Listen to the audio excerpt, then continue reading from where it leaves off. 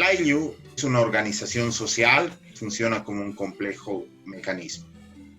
Una de estas es preservar la cultura.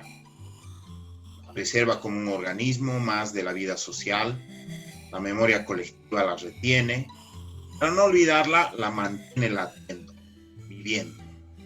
En nuestro país, la clase dominante siempre mostró muy poco interés por la memoria colectiva. Por eso muchos telones en nuestra historia, mucha fragilidad en nuestra memoria. Por eso la memoria oral es importante a la hora de preservar nuestra cultura. El siglo XX cuenta con un registro de parte del desarrollo de nuestra historia que ha permanecido en los hogares de la gente, conservando silenciosamente en sus surcos cuecas, bailecitos, boleros de caballería, etc. Son al mismo tiempo relatos, la banda sonora de nuestra historia. Hoy en Ollantay hablaremos de los vinilos. Sean bienvenidos y bienvenidas.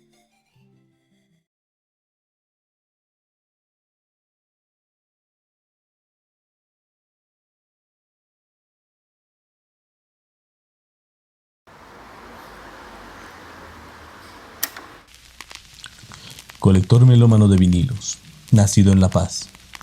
Inició la adquisición de vinilos a los 19 años, motivado por una razón económica. Mientras buscaba discos de música accesible a sus bolsillos, en los espacios de venta de libros usados en el antiguo Mercado Lanza en La Paz y la feria de la 16 de julio de El Alto, encontró vinilos usados desde 3 bolivianos y de grandes artistas. Desde ahí comenzaría su afición. Actualmente de profesión economista y con una vasta colección de vinilos, escribe notas para medios impresos como periódicos y su cuenta personal de Facebook, relacionados a álbumes y sucesos relevantes con el acontecer del formato. Asimismo, sin otro interés que promover el consumo del vinilo, promociona actividades relacionadas como ferias, exposiciones, etc. Miembro del programa de radio en La Paz y del colectivo cultural La Comunidad del Vinilo desde 2018. Busca difundir música en formatos físicos. Desde el colectivo realizan también actividades culturales, como el auspicio al concierto de Europe. Participaron también en la Feria de la Cámara de Comercio Boliviano-Alemana, donde presentaron episodios, entre los que estaba un capítulo exclusivo de la historia del vinilo. Y también participaron en el Festival de Blues, entrevistando a grandes músicos nacionales e internacionales del mundo del rock y el pop. Esta noche, en el ciclo de charlas Ollantay, Huáscar Cajías Cueto, colector de vinilos. Bienvenidos. Huáscar, ¿cómo estás? Buenas tardes. Te hemos invitado para que conversemos pensando en que tú eres un coleccionista de vinilos, de música. ¿Cómo te definirías vos, Huáscar? ¿Qué tal, Vladimir? Un gran saludo, José María, un gran abrazo desde estas montañas paseñas, desde los 4.100 metros sobre el nivel del mar. Un gusto saludarlos, ambos hasta la bella Cochabamba. Yo contento de participar de esta tertulia, de este conversatorio que vamos a tener para hablar del vinilo. Es bastante difícil poder definir autodefinirse o autocalificarse, ¿no? Yo creo que yo soy coleccionista y melómano, ¿sí? Yo creo que ese es los términos adecuados cuando trato de explicar este gusto, esta pasión que tengo por el vinilo. Claro, ¿y cómo se forma un melómano en la ciudad de La Paz? Bueno, de distintas maneras. Y mira, paradójicamente, lo que corresponde a la melomanía se va construyendo a través de en mi criterio, a través de los canales digitales. Estamos hablando del MP3, estamos hablando de las descargas en línea, estamos hablando de una serie de formas de accesibilidad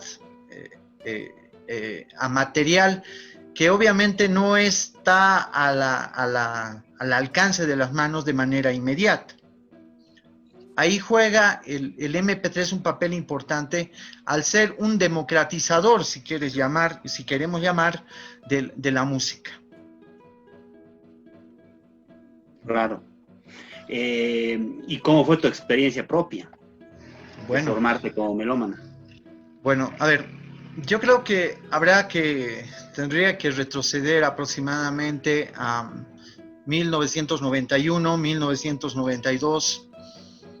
Bueno, pues en la adolescencia uno va descubriendo los grupos, va conociendo música, y principalmente el primer género que a uno le impacta en particular fue el rock, ¿no? Y bueno, estamos hablando del que se denomina rock clásico, de la década del 60, estamos hablando rock clásico de la década del 70. Y que esto, bueno, se debe también a mentores, quienes han transmitido de manera, por medios audiovisuales, por ejemplo, si puedo señalar, ahorita se me ocurre a Sergio Calero y su obertura del siglo XX. Estoy hablando de Gonzalo de la Fuente con el talento de los dinosaurios. Estoy hablando de Luis Vergara, grandes coleccionistas que en determinado momento de la vida a uno como individuo le van marcando y le van también permitiendo construir un camino, o sea, la búsqueda. En una primera instancia, la intención es buscar la música y lo más conocido mediante los tapes, ¿no? Los cassettes, las grabaciones, y bueno, hacerse de una colección. Pero después viene la otra aspiración, y ahí venía el CD, porque había una clara muestra de que el vinilo como formato estaba desapareciendo. Claro. Y el formato que estaba imperando en ese momento era el compact disc, ¿no? Uh-huh. El compact disc, cuando el momento que nosotros lo tratamos de abrigar, si vale el término, es cuando nos damos cuenta que el tema económico es fundamental a la hora de adquirir material fonográfico. Estamos hablando de 1992-93, cuando el CD costaba aproximadamente entre 90 y 120 bolivianos. Claro. Un uno vinilo, de rock tranquilamente $22. Sí. Exactamente. Y estamos hablando de un vinilo que más o menos costaba, un vinilo nacional estaba entre 40 bolivianos y un importado que casi el doble, pero era más barato que el compact disc. Exacto, claro. El CD. Entonces fue en este periodo cuando uno empieza a darse cuenta que la economía no le es suficiente para poder adquirir, entonces busca canales para adquirir música original. Y ahí es donde, bueno, pues en la adolescencia voy enterándome de que la gente, los medios de comunicación, las radioemisoras, se va deshaciendo de sus LPs. Y los lugares donde van a descansar estas existencias de vinilos es precisamente el mercado Lanza, acá en La Paz, en la altura de los libreros, donde había antes mercado de flores. Es donde llegaba prácticamente como material para desechar. Fue entonces que descubrí la posibilidad de adquirir vinilos a un precio prácticamente de regalo. Un claro. Cream, un The Religars podías adquirir hasta en 3 bolivianos, 6 bolivianos, un Dark Side of the Moon en 10 bolivianos, 12 bolivianos. Sí. Entonces, todos los días llegaban discos nuevos. Y tú lo único que... Y esta es una experiencia personal. Yo prefería dejar de almorzar, pero la idea era agarrar el dinero que tenía para poder comprarme discos. Esto como experiencia personal, ¿no? Claro. Una hipótesis, si me permiten, yo creo que este desplazamiento masivo del CD hacia el vinilo, ¿no? Que el CD viene a posicionarse, tenía un factor, además de todo simbólico, digamos, ¿no? Como que representaría supuestamente una nueva era Es algo absurdo, en realidad, ¿no? Era un objeto, podía tener más o menos virtudes, enseguida vamos a hablar si eran reales las virtudes fonográficas que tenía, pero, o tal vez en los folletos, en la presentación, podía o no tener, eso es discutible, pero yo creo que tenía atributos imaginarios que le dio la publicidad, el comercio. Por eso fue esta cosa tan brutal del vinilo. El vinilo representaba el pasado y el CD representaba simbólicamente, imaginariamente, la modernidad, el acceso al primer mundo, el estar cerca de Estados Unidos, de Europa, lo que se mueve allá. Creo que no sé si estás de acuerdo, Huáscar, este imaginario que se construyó sobre lo que representó en los 90 el CD y lo que pasó a representar el vinilo, creo que fue muy importante para lo que nos has contado, ¿no? Que el Mercado Lanza, entre otros lugares, se convierta básicamente en un cementerio de vinilos. Así es. Y bueno, el apunte que tú señales es muy importante. La publicidad en esos años fue brutal. El CD representaba todo lo nuevo, lo in. Si escuchabas vinilos, estabas out, ¿no? En un sentido de mercadotecnia. Entonces, mucha de la gente, muchos de estos coleccionistas, la opción que optaron es deshacerse de sus discos de vinilo. ¿Y a dónde los llevaron? Los llevaron allí, al Mercado Lanza, los llevaron a la 16 de julio, los llevaron a la Avenida Montes, donde también hay un sector de libreros, y donde tú te encontrabas, era como ir a una chocolatería, dulcería. Llegabas y lo primero que revisabas era en un montón de discos y decías, esto es increíble lo que estoy encontrando. Y cuando yo me iba a casa, precisamente mi primer contacto, y aquí hay una relación fraternal que yo tengo con mi hermano Antonio, a quien le envío un saludo, él está en la ciudad de Cobija, Pando. Él fue el compañero de correrías, ¿no? Porque yo llegaba con discos y él me decía, ¿cómo es posible? Mira, existen estos discos y están vendiéndolos acá, tenemos que ir a comprarlos, sí, ya vamos a tener nuestra colección de discos. O sea, era una aspiración, ¿no? Era una aspiración. Y a un principio, cuando yo ponía en la aguja, decía, pero esto no suena tanto como el CD. Pues no importa. Lo tengo grande, es un disco grande, lo voy a poder disfrutar. Y bueno, pues vamos a poder atesorar una colección de discos. Y a partir de ese periodo, uno empieza a abrazar al formato como el más cálido, el que tiene, ¿no? dentro de la colección de música. Yo quería hacer un apunte sobre el tema de la melomanía en Bolivia. Me ponía a pensar antes de la entrevista, La Paz, Chabamba y las ciudades en Bolivia, estoy seguro que muchas otras ciudades en el mundo también, pero no en el primer mundo, lo forman a uno instintiva y naturalmente como un melómano. Uno sube al minibús, bueno, está sonando música, quizás no es la música que uno tiene como preferencia, pero bueno, está sonando música, ¿no?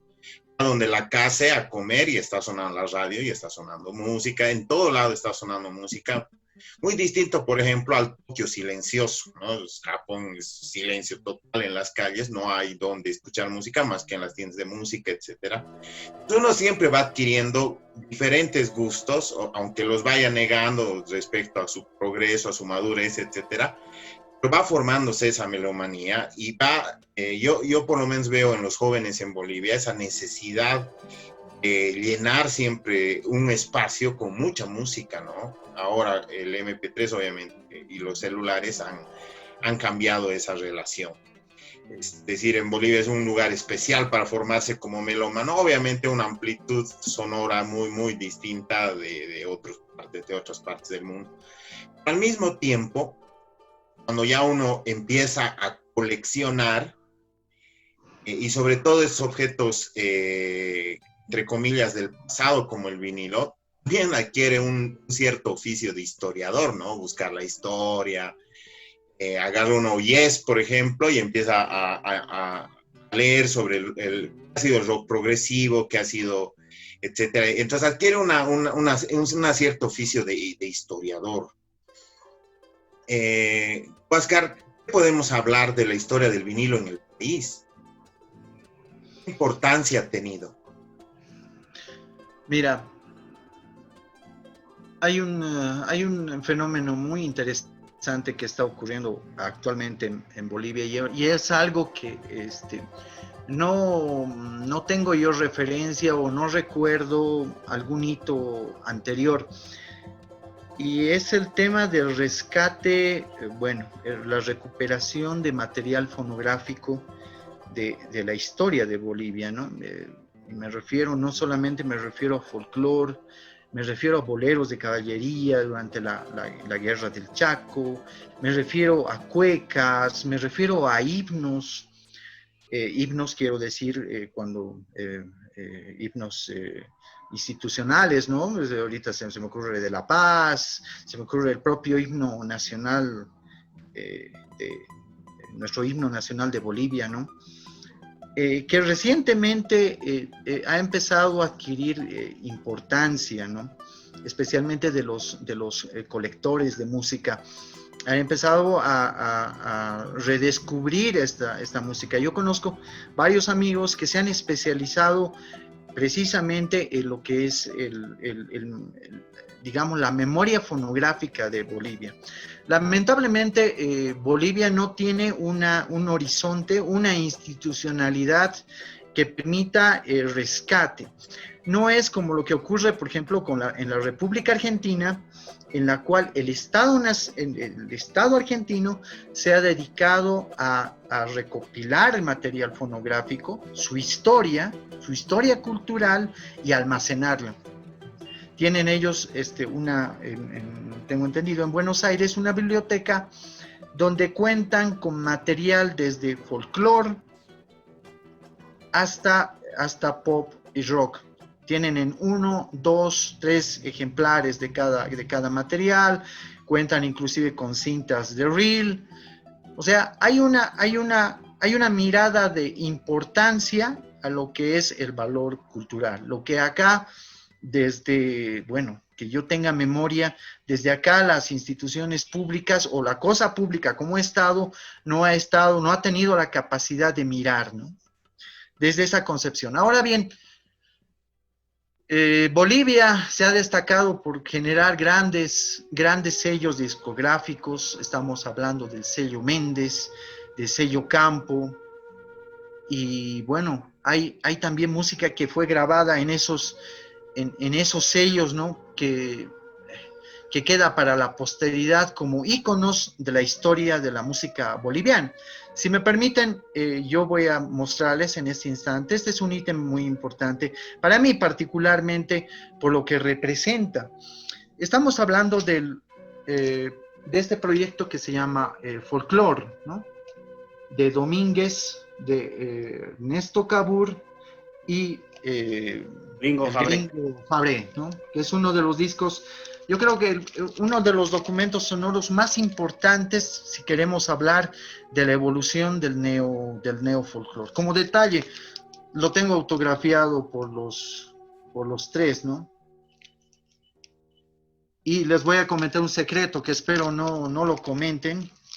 Este disco yo lo encontré en el Mercado de las Flores hace aproximadamente, debe ser unos 10 años. Unos 10 años. Yo pensé que estos eran propios, ¿no? De las dedicatorias. Mi amor, te cuidas, realmente este es un recuerdo para ti. Cuando revisé con mayor atención la parte trasera de la tapa, de la portada, descubrí que estaban dedicadas a una persona por los tres componentes de este disco, ¿no? Entonces, este es un ejemplo de que la música boliviana tiene un gran camino el que ha recorrido. Estamos hablando de 1968-69 de este disco, ¿no? Folklore. y bueno, requerimos mirar ese horizonte para revitalizar nuestra cultura y valorar lo que nosotros también hemos construido, ¿no? Como identidad, porque es parte también de lo nacional, lo cultural. Para ubicar a la audiencia, hay la historia, digamos, del disco del país, se puede dividir en dos partes para hacer un resumen cortito.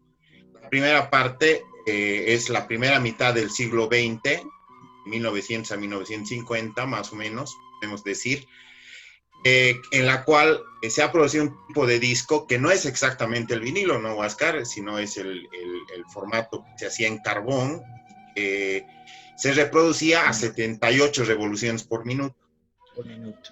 De 50 para adelante se reproduce lo que todos conocen como vinilo, que es distinto, ¿no? Que tiene la tornamesa como reproductor. Y bueno, ahí han surgido recién todos esos sellos que conocemos, que tenemos a muchos, tenemos memoria todavía, ¿no? Lira, Eriva, Campo, Méndez, etcétera, etcétera, y un montón de independientes. En Sucre, por ejemplo, había una disquerita bien chiquitita que era Discos Charcas, en La Paz una que grababa música autóctona que era disquera Titicaca, etcétera, etcétera, y en Oruro Discos Cóndor, que era la disquera de la música chicha, ¿no? Etcétera. Entonces, más o menos así se puede dividir la historia. Y como el Huáscar ha dicho, hay gente que se está especializando. Por ejemplo, yo le quiero mandar un gran saludo al Choro, al Fernando, que es parte de... Fernando. Que es parte de Ajay de antaño. Ellos se han ocupado de prácticamente buscar todo lo que se ha producido en los discos de carbón en la primera mitad del siglo XX, ¿no? Y bueno, lo que el Huáscar comenta también hay que explicarlo a la gente porque no todos están metidos en esto. A partir de este revival del vinilo, ya han empezado a encontrar cosas maravillosas de la música boliviana que se estaban olvidando. En rock, en folclore, en todo, ¿no? Y hay un montón de coleccionistas y de eso vamos a seguir hablando. Me parece importante esto aclarar para que la gente también se ubique sobre la historia de los discos. Huáscar, Adrián Cajías está con nosotros, estamos hablando sobre su melomanía, sobre su cariño por la música. Es un universo eso, ¿no, Huáscar? Pero ¿cuál es tu búsqueda en este vasto universo sonoro? ¿Por dónde tú te especializas, si vale el término, en tu colección? Yo creo que la música tiene esa capacidad de redescubrirse de manera constante. Los horizontes en los cuales uno se va moviendo cuando va buscando determinado tipo de música, de ítems, bueno, te da cuenta, o uno se da cuenta de que es un mar, ¿no? Y es un mar donde conoces distintos grupos, distintas corrientes musicales, géneros, en los cuales, bueno, al final tú lo que dices es optar por lo que encuentras en el camino, ¿ya? Mi preferencia particularmente es buscar ediciones poco conocidas, puede ser de grupos conocidos, pero en particular, por ejemplo, ediciones bolivianas. Me llama la atención. ¿Por qué me llama la atención esto? Porque hasta aproximadamente finales de los 70 tenemos bastante calidad en las grabaciones bolivianas, donde tú encuentras, por ejemplo, LPs que están grabados con tal detalle que inclusive me puedo animar a decir que superan a la versión original, a la versión inglesa, americana. Ahora, esto puede ser un tema que incluso sea subjetivo a la hora de la escucha, ¿no? Pero esa es la sensación que en determinado momento te transmite. Yo creo que... ediciones bolivianas de rock clásico. Sí, claro que sí, sí. Un ejemplo nos puede dar. Particularmente me gustan bastante, ¿no? Perdón, José. un ejemplo, o sea, ¿puedes dar? Claro que sí. Mira, por ejemplo, el año 72, 73 salió un compilado de Black Sabbath, ¿ya? Que es una copia de la Philips y que, bueno, Discolandia la editó. Cuando tú posas la aguja sobre el surco es toda una experiencia. Y yo he escuchado las ediciones que yo tengo de la Warner, ¿ya? Y también las ediciones de Vértigo. Y no, las ediciones bolivianas destacan bastante, ¿no? O sea, comparando ediciones de época, ¿no? La edición, por ejemplo, Look at Yourself de Uriah Heep, siempre la pongo como un ejemplo de calidad de grabación en relación, por ejemplo, con la edición americana grabada por Bronze, por el sello Bronze. Entonces, son cuestiones que uno va encontrando en el camino. Ahora, yo les decía extra grabación o extra micrófono, de que me gusta hallar el artículo único. Y creo que un coleccionista busca eso, el que se diferencie del resto de los colectores, ¿no? Una consulta, una curiosidad, si me permiten, Huáscar. ¿Tú tienes el dato desde qué año más o menos se empieza a hacer esta reedición de música no boliviana en el país? O sea, te entiendo, ¿en qué momento se empieza a notar el boom del vinilo como tal? No, ¿desde qué momento más o menos las empresas bolivianas ya empiezan a editar grupos que no son bolivianos, como, bueno, el rock, Black Sabbath, Deep Purple, qué sé yo? ¿Desde qué momento? Mira, me imagino que es desde los 70, ¿o que tú tienes el dato? Claro, a ver, yo creo que tenemos que hablar que las empresas discográficas en Bolivia desde prácticamente la década del 30, del 40, y esto tal vez también nuestro amigo Shori, Fernando Hurtado, seguramente también va a corroborar esto. Ya se grababa música, por ejemplo, de Argentina, se grababa música de Estados Unidos, se grababa música de Europa, del resto del mundo. Déjenme contarles de que hace aproximadamente unos buenos años, justamente yo tenía unos discos de estos de laca, que son bastante delicados también, y había música, por ejemplo, italiana, pero grabada en un sello boliviano, ¿ya? Entonces, son antecedentes en que en realidad nosotros siempre estábamos amplios al mundo, ¿no? En lo que es material fonográfico, ¿no? Ahora, otra cosa es que la cultura haya sido orientada a un segmento de la población. Obviamente que estamos hablando de antes de la Revolución del 52, estamos hablando de una época donde había las haciendas, etcétera, donde la cultura también estaba limitada a un segmento de la población boliviana, o una forma de cultura. Claro, entiendo. Era un mercado muy pequeño, reducido de todas maneras. Exactamente. Estamos hablando de un periodo bastante especial, donde la música, la música vernacular, la música de nuestros pueblos, estaba, lo que decía hace rato José María, estaba prácticamente capsulado en sus pueblos, dentro de las comunidades indígenas, y esta no se la grababa. Ahora, tendríamos que hacer una investigación más seria para verificar en qué momento, por ejemplo, esta música es valorada por los sellos, por estos sellos discográficos, hacia un público más masivo acá en Bolivia, ¿no?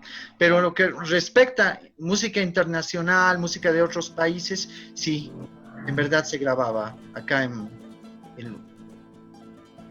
Huáscar, hablando de las ediciones bolivianas apreciadas, tú has dado algunos de los ejemplos que tú aprecias, pero hay también algunas ediciones bolivianas muy buscadas por coleccionistas en el mundo. ¿Nos puedes dar algunos ejemplos de esto? Claro que sí, mira, ocurre que en Bolivia la emergencia del rock and roll, de la música joven, como la llamaban, bueno, pues también llegó a estas tierras, ¿no? Y bueno, el caso, por ejemplo, de las tapas tienen un trabajo muy interesante, que es el trabajo de serigrafiado. No estamos hablando de métodos fotográficos para poder sacar las portadas de los discos. Estamos hablando de gente que se dedicaba a hacer trabajos de pintura. Y un caso muy concreto es, por ejemplo, de grabaciones de los Beatles. ¿Ya? Las primeras grabaciones que venían en los discos pequeños, como eran discos de prueba para los jóvenes, para ver si el LP funcionaba o no dentro del mercado. Era más o menos un cálculo de mercado que utilizaban las empresas discográficas. Pues resulta que el grupo fue retratado a pincel por varios artistas, ¿no? Por un equipo técnico. Estos discos son bastante valorados en Europa, en la propia Argentina, y están dispuestos a pagar buenas cantidades de dinero. Otro detalle es, por ejemplo, los discos, por ejemplo, cuando no se les dice Beatles, se les dice Los Grillos. En Argentina, y eso conversábamos con los compañeros del colectivo cultural en el cual nosotros integramos la comunidad de vinilo, es en relación, por ejemplo, de ediciones donde no se dice Beatles, sino se dice Los Grillos, ¿no? Y este tipo de ediciones son bastante valoradas. Alguna vez he visto también, bueno, yo me he topado con coleccionistas de Queen. Mustafa boliviano está dentro de los santos griales del coleccionista de Queen. Hay el EP del Mustafa. Luego, recuerde también Queen Reich. Hay una edición boliviana, la verdad no recuerdo el disco, pero los coleccionistas de Queen Reich lo buscan con demasiado ahínco. Tienen ahí los códigos y bueno, los coleccionistas están locos por esos discos, ¿no? Siempre lo vienen a buscar o preguntan por estos lados. Exactamente. Es que lo que ocurre es de que hay un fenómeno de valoración a estos ítems, ¿no? Por su rareza. Lo habíamos conversado, Bolivia se ve como una especie de país exótico y las ediciones que se han producido acá en verdad se valoran por ese carácter. Es como, dado el corto tiraje que han tenido estas ediciones, son más buscados. Tú sabes, un tema de ley de oferta y demanda. Mientras las existencias de un bien sean más reducidas, obviamente el precio de estas son más inaccesibles, si quiere llamarlo, más elevadas en relación a discos normales, que normalmente se encuentran en los mercados. Bueno, ¿por qué crees que hay un resurgimiento del vinilo, Huáscar? ¿Qué le está pasando? Porque creo que es un resurgimiento mundial, ¿no? En Bolivia también está teniendo por supuesto, su repercusión, con sus particularidades propias, con gente redescubriendo una historia empolvada de gran cultura musical de nuestro país. ¿A qué crees que se debe este renovado interés por este tipo de material? Bueno, creo que tenemos que remontarnos primeramente a la debacle como formato, ¿no? Después de la década del 90, los precios de los vinilos seguían siendo de carácter irrisorio, ¿no? Bastante baratos. Hasta aproximadamente el 2006, yo empecé a notar que el precio fue incrementándose de manera gradual. Digamos, lo que valía 12 bolivianos ya valía 30. Estamos hablando de discos, digamos, de importancia. Por ejemplo, el Maya de Guara, el Paya, el Quinza, tenían, digamos, ese coste. O un jazz a 4.000 metros, proyectos de Johnny González estaban más o menos en ese precio. O sea, yo les estoy hablando de un precio de mercado, sí. Lo que ahora tiene precios astronómicos. Exactamente, son ítems bastante valorables, valorados. Yo creo que tiene que ver mucho con el tema de la oferta y el comportamiento de la oferta. Y eso es lo que siempre hemos debatido en distintas ocasiones. Es que el formato en realidad nunca se ha ido. Nunca se ha retirado. El formato ha estado presente, pero ha estado en los mercados residuales. Los mercados residuales me refiero a estos lugares donde vendían a bajos precios los discos. Uh-huh. ¿Quiénes asistían? Ahí asistían jóvenes coleccionistas. Por ejemplo, yo haciendo memoria, yo con muchos compañeros que ahora ya son obviamente, igualmente ya son profesionales, han cambiado sus vidas, compraban igualmente discos en estos lugares, ¿no? Y compraban en estos precios. Resulta que a partir del año 2007 ocurre un fenómeno. Y esto se da en lo que es los centros, ¿no? Al margen de la periferia. La periferia entendemos como los países que no están dentro de los procesos de industrialización como Europa o Estados Unidos. Se da el fenómeno del Record Store Day, el año 2007. Y es un fenómeno en el cual las tiendas de discos en toda la Unión Americana se unen y dicen, nosotros tenemos que hacer, tenemos que dedicarnos a la venta de nuestros discos, porque vemos que nuestros ingresos están siendo alicaídas por la aparición tanto del MP3, el año 98, por la aparición por ejemplo, había una plataforma para descargar música ahorita que se me fue, tal vez ustedes recuerden, Napster, exactamente, que justamente gracias a una denuncia de Metallica, Napster también fue bajada, ¿no?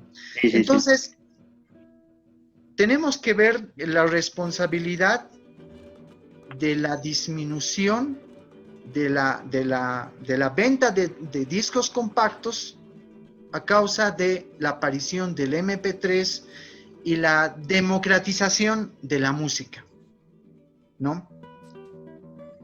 Estas tiendas de discos en el año 2007 se reúnen y dicen, nosotros no podemos permitir que los ingresos sigan bajando, porque si nosotros dejamos de vender o dejamos de generar alguna política, nosotros terminamos hundidos como tiendas. Es entonces cuando se crea este Record Store Day en Estados Unidos y invitan a Metallica.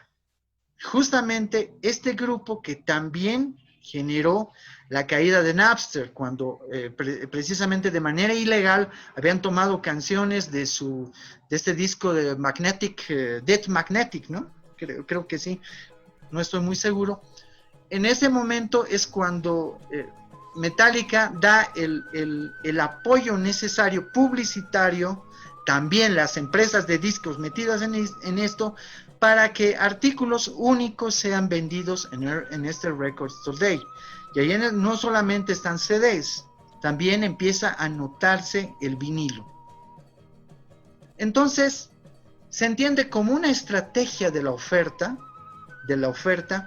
para que el mercado se revitalice y bueno, pues tenga esta ascensión dentro de los mercados mundiales, porque en verdad ya se preveía de que el CD, y como ya sabemos ahora, estaba por un tema de ventas en bajada, ¿no? Con ingresos alicaídos, tanto para las empresas, principalmente para las empresas discográficas y también obviamente para estas tiendas de discos. Claro, tú, Oscar, tú encajas digamos, tratas de explicar este resurgimiento del vinilo como básicamente una estrategia de ventas, ¿no? De las grandes empresas, pero yo creo que también tiene otros factores, ¿no? Sí, seguramente que es un factor que explica, pero podríamos también un poco tratar de explicar los factores desde el público consumidor, porque tú sabes que el consumo es también un poco de ida y vuelta, ¿no? Entonces, ¿no te parece que también hay como una disponibilidad subjetiva, sensible, no sé, en este público consumidor? Por ejemplo, a ver, ¿de qué edades tú crees que es el público que consume vinilo? ¿Necesariamente es un público más allá de los 30 años o también hay un público joven? Por lo menos en tu experiencia en Bolivia, en La Paz, ¿cómo ves? ¿Qué rango de edades tiene el público que busca vinilos? Yo creo que el fenómeno del coleccionismo es precisamente lo que decía en la anterior ocasión, buscar el artículo único. Mientras un bien sea más difícil su adquisición, su precio tiende siempre a elevarse, ¿no? Es una máxima económica. El consumidor de vinilos está dispuesto a pagar cantidades hasta astronómicas, si vale el término, por ítems. Y yo creo que ahorita las edades, yo creo que la mayoría, entiendo que la mayoría de consumidores, y habría que hacer un estudio de esto más serio, está por lo menos a partir de los 30 años para adelante. Claro. Nuevos coleccionistas a partir de los 30 y obviamente que tienen disponibilidad económica, claro, para poder acceder a estos discos. Y esto, ¿no crees tú, Oscar, que en este grupo de 30 para arriba, en el que creo que estamos los tres, por ejemplo, ¿no nos ha pasado también que nos hemos podrido del MP3, del formato digital? ¿No te ha pasado teniendo experiencia? A mí por lo menos me ha pasado. No quiere decir que no dejo de escuchar. Uno siempre necesita escuchar y si tiene en el celular alguna cosa, bueno, lo hace. Pero no ha habido como un vacío que nos ha generado tener 1 millón de pistas en tu computadora y creer que por eso ya tenías una colección de algo y en realidad no sentías que tenías una colección de nada, eran simples archivos como tener cualquier otra cosa, que tener en realidad algo tangible, ¿no? Es exactamente lo que pasa, qué sé yo, con los PDF. No es lo mismo tener una biblioteca de 1000 libros en PDF que tener 1000 libros en la sala de lectura de tu casa. Cualquier persona que le guste por los libros sabrá aceptarlo. Entonces, ¿no crees que para cierto público, sobre todo muy ligado a la música, ¿no? Ha venido como en decadencia también este formato de digital o escuchar cosas como Spotify y esas cosas que no llenan a alguien que a alguien que le gusta mucho la música, que la disfruta mucho? Por lo menos, ¿cuál es tu experiencia al respecto, Huáscar?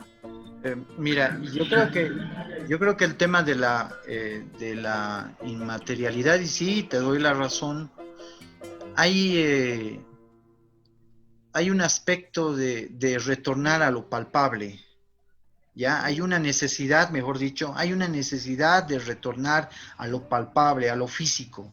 Uh-huh. Y es verdad, es parte, este revival también tiene ese componente de poder tomar al artefacto, al artículo, a ese artículo que tiene 31 tercios de tamaño, ya que está a 33 revoluciones por minuto, 45 revoluciones por minuto grabado, y apreciarlo desde la portada.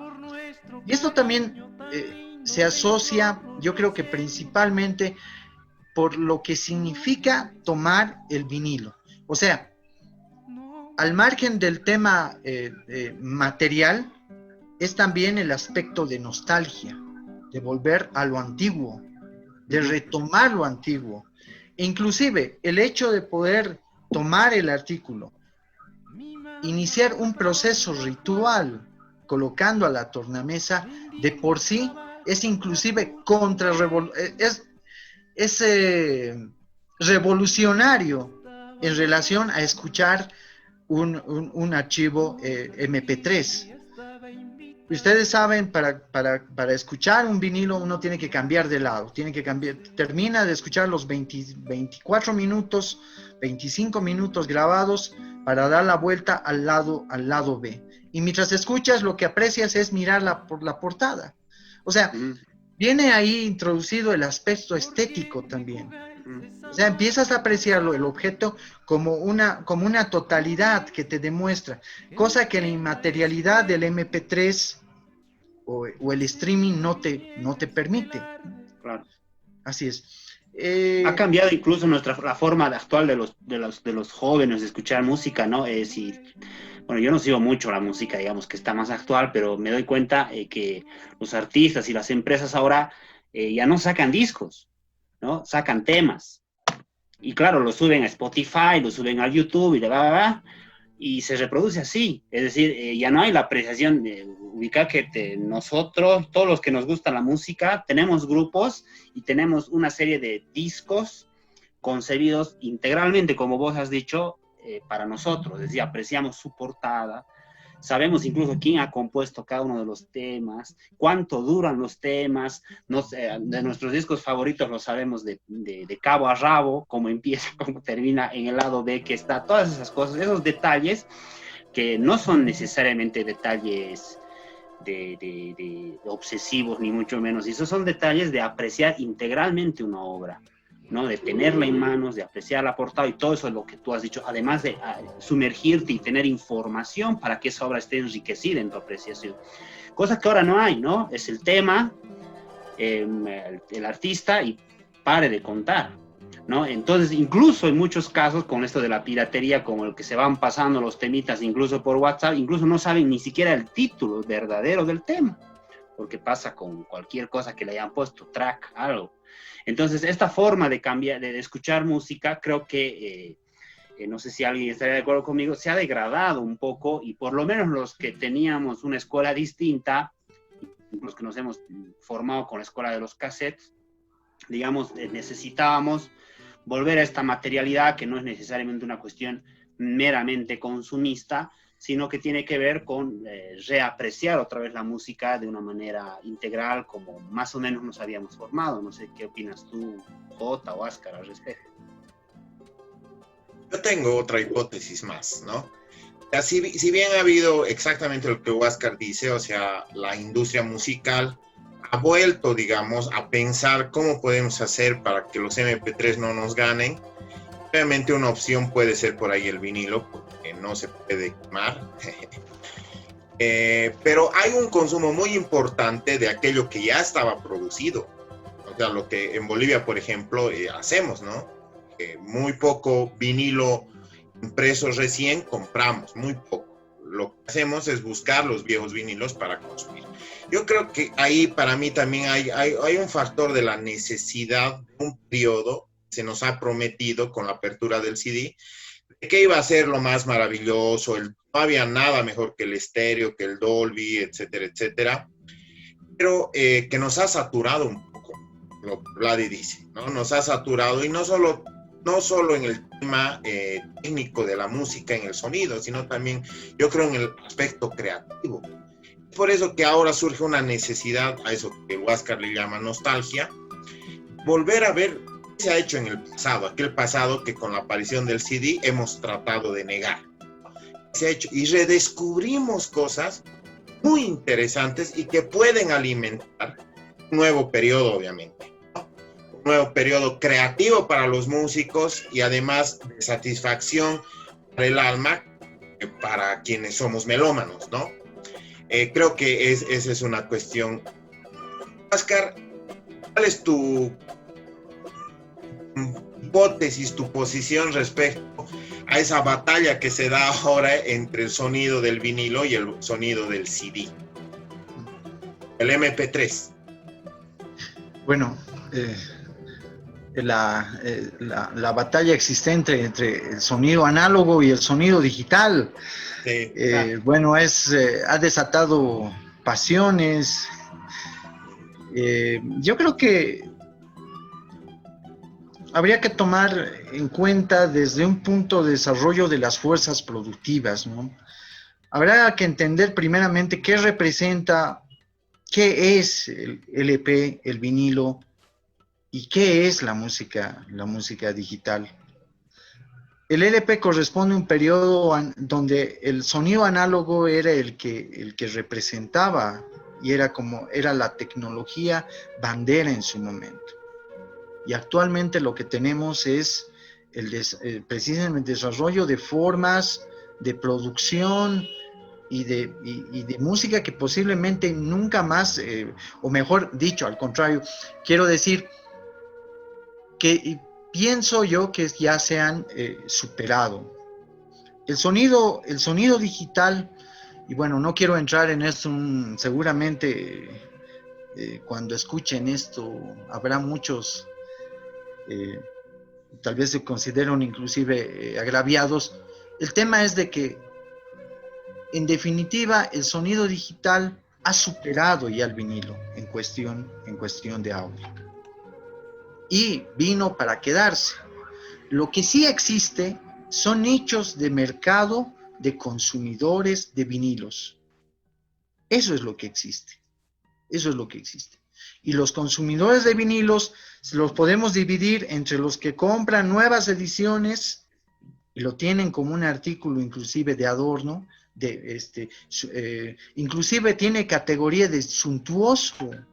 El vinilo está atravesando otro tipo de categoría, no es solamente ya el objeto de reproducción de música, sino ya está atravesando el periodo o mejor dicho, ese peldaño que se denomina obra de arte, y que muchos sociólogos, economistas, filósofos están debatiendo sobre lo que es, qué es lo que sucede con este fenómeno, ¿no? Pero sigo sosteniendo que el tema del vinilo es un mercado de nicho, el cual va a existir todavía por mucho tiempo, y bueno, pues es un debate que todavía va a continuar en relación a lo analógico y lo digital, y que seguramente va a seguir dividiendo a los gustosos de la música en general, ¿no? Interesante. Huáscar, tú perteneces a la comunidad vinilo, es un colectivo. ¿Qué actividades desarrollan ustedes? Bueno, nosotros somos un grupo que nació aproximadamente en el año 2018, a raíz precisamente de estas actividades de compra y venta, ¿no? En la cual si vale el término, nos reconocimos como gente que habíamos estado comprando los mismos discos, buscando los mismos ítems. Y bueno, pues también hay compañeros que tienen también distintos intereses, no solamente el vinilo, también es el compact disc o el cassette, ¿no? Entonces, somos un grupo bastante heterogéneo, principalmente amantes o que nos gusta la música, ¿no? Y bueno, tenemos un programa de radio, si me permites, claro. Si me permites, lo difundimos por las ondas de Huaynatambo, esta emisora que tiene su señal tanto en Sucre y en Tarija, y en la cual, bueno, tenemos emisiones todos los días sábados, con reprise los días martes. Y bueno, ¿y online se los puede escuchar? Claro que sí, vía streaming, vía iVoox. Todos nuestros archivos están grabados, de todos los programas están precisamente en esta plataforma de streaming que es iVoox. También está en esta otra plataforma ahorita, Spotify. Spotify, exactamente. Ahí están también nuestros archivos. Los invitamos a que ustedes puedan revisar, escuchar esta propuesta cultural, ¿no?, que nosotros tenemos. Perfecto. Huáscar, yo he notado de que ahora, este año, mucha gente joven se está incorporando al consumo del vinilo, a buscar vinilos aquí en el país. ¿Qué consejos vos les darías a los nuevos, a la gente, ¿no?, que quiera adentrarse? Porque ahora como que hay mucha gente escuchando el tema del vinilo, pero realmente no entiende. Hablo con muchas personas y no entienden ni siquiera cómo funciona. Pues, ¿qué consejos le podemos dar para adentrarse al mundo del vinilo? Bueno, principalmente que disfruten la música ante todo, ¿no? Disfruten en primer lugar la música y luego del artículo. Tomen al artículo como el vehículo que es, ¿no? El que te transporta música, ¿no? El que te permite conocer la obra del artista, ¿no? Como formato. Tiene que ver también con apreciar lo que representa tanto el pasado y lo que es también el presente. Si buscan ediciones antiguas, por favor no se hagan tomar el pelo, siempre busquen precios lo más económico posible. Generalmente no paguen cualquier cosa. Exactamente, hay gente que lamentablemente actualmente se está aprovechando de este boom, por una parte, y por otra, si van a comprar ediciones nuevas, disfruten también, ¿no? Hay muy buenas ediciones, estamos hablando de ediciones de 180 a 200 gramos, han sido grabados muchas de estas ediciones. Ahora ahí viene el tema del gusto. Si tú quieres una edición grabada con medios analógicos, o si fue con fuente digital. La mayoría de los LPs actualmente han sido grabados por medios digitales. Por ejemplo, el año 2015, la Sony Music en Argentina, dueña de de un buen paquete de la ¿cómo se llama? De la memoria de rock y pop argentino, reeditó todo su catálogo en sus manos en vinilo, ¿no? Y hubo mucho debate. Primeramente porque se supo que las grabaciones eran de fuentes digital, ¿no? Y también se criticó mucho de que el sonido no correspondía a las ediciones tal cual eran originalmente en sonido análogo. Muchas de estas ediciones, por ejemplo, algunos discos de Spinetta tienen algunos minutos que están cortados. El arte de las tapas tienen algún error. Son temas, bueno, que seguramente el que vaya adquiriendo estas ediciones tiene que tener el cuidado a la hora de tener estas obras, ¿no? Eso fundamentalmente. Bueno, Huáscar, ha sido un gustazo hablar contigo, que desde tu experiencia nos cuentes este apasionante mundo de la música y una de sus betas que ahora yo creo que para bien, porque permite promover cultura, que es importante. Está siendo descubierta que es el adquirir vinilo, ¿no? Y mejor que hemos podido hablar contigo, que tú eres un coleccionista y un especialista en ello. Tu despedida, por favor. Gracias por haber estado con nosotros. Huáscar, voy a pedir algo para finalizar como melómanos. Si es que puedes dar 5 discos para que la gente escuche, ¿no? Puedes recomendar 5 discos para que la gente escuche. Bueno. Justamente me alisté algunos ejemplares. A ver. Dale.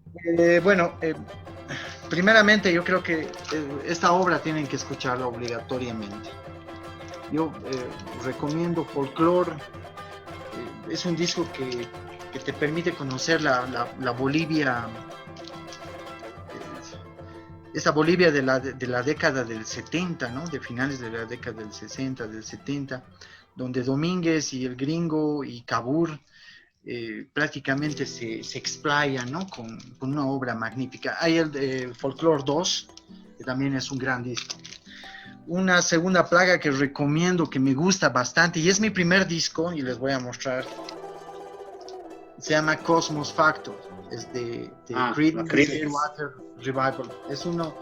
Es de toda la discografía de Creedence, es mi disco favorito.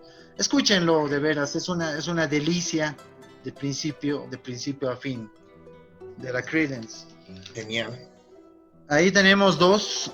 Ahorita les... No, si es que quieres extender tu sugerencias, no hay problema, Huáscar. Perfecto, te agradezco. Tengo ahorita este otro. Frank Zappa. Exacto. El Hot Rats. Es un disco que explica la evolución del álbum como medio de difusión de música. Hace rato decían ustedes de que el momento en que el álbum termina de construirse como tal es cuando el single tiene mayor relevancia, y esto prácticamente es a comienzos de los años 2000 donde se nota esto, ¿no?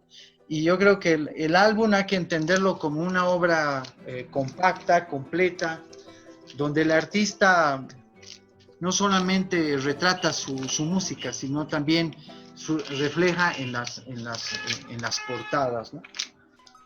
Hasta ahorita teníamos 3 discos. Luego, a ver.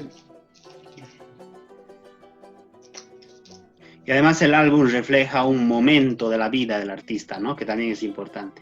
Exactamente. Este es otro también.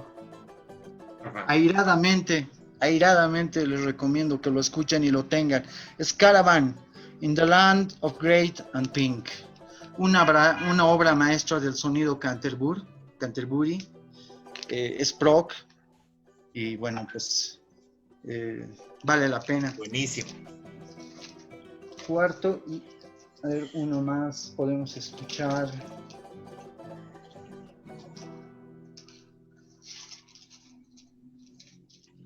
Y un disco que me gusta mucho es el siguiente.